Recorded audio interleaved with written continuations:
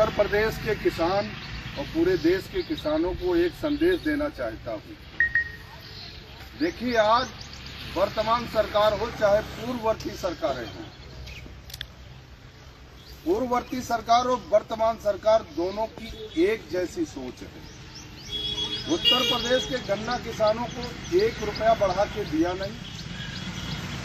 गन्ना किसानों का जो एग्रीकल्चर में यूज होने वाली चीजें हैं, जिनका प्रयोग होता है, उन सारी चीजों पे जीएसटी लगा दी गई। उत्तर प्रदेश का एक बड़ा हिस्सा जो आलू उत्पादन करता है, उन किसानों का जो भाव मिलना चाहिए वो भाव नहीं मिल रहा। किसानों पर जबरदस्ती भाड़ा थोप दिया गया था।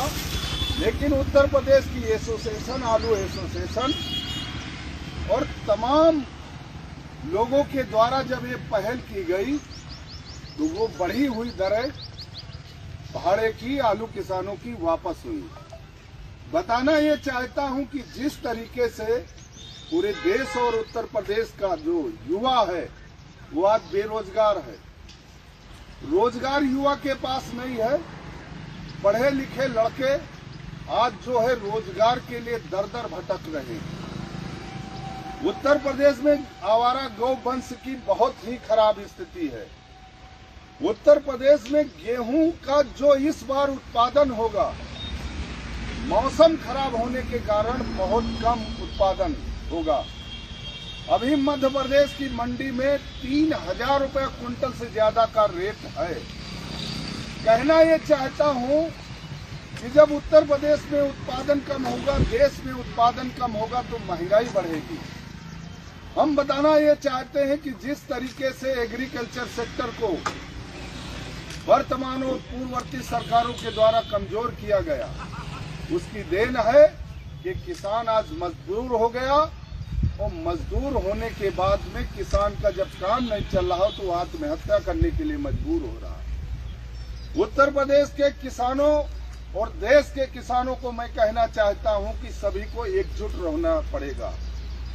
एक अगर आप रहोगे, पूरे देश का किसान जिस दिन एक हो जाएगा, एक रहोगे, उस दिन देश की कोई भी सत्ता, कोई भी सरकार किसान से कभी आंख नहीं मिला सकती है।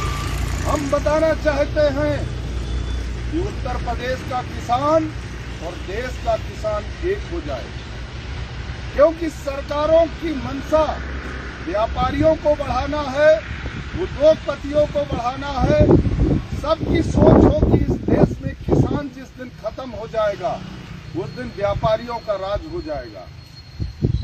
आज 80 लाख से ज्यादा, 80 करोड़ से ज्यादा देश के गरीब लोगों को राशन दिया जाता है।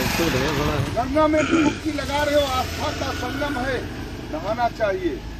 लेकिन साथियों, गंगा नहाकर आपके परिवार की रोटी नहीं चलने वाली है। अगर देश में बेरोजगारी होगी, भूखमरी होगी, तो लोगों को क्राइम से झेलना होगा, लड़ाई झगड़े होंगे।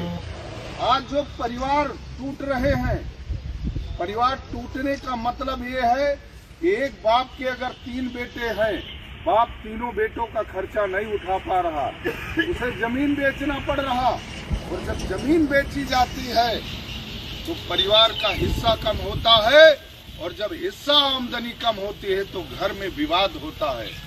अधिकतर झगड़े आज थानों और कोतवाली कचहरी तहसीलों में बंटवारे के चल रहे हैं।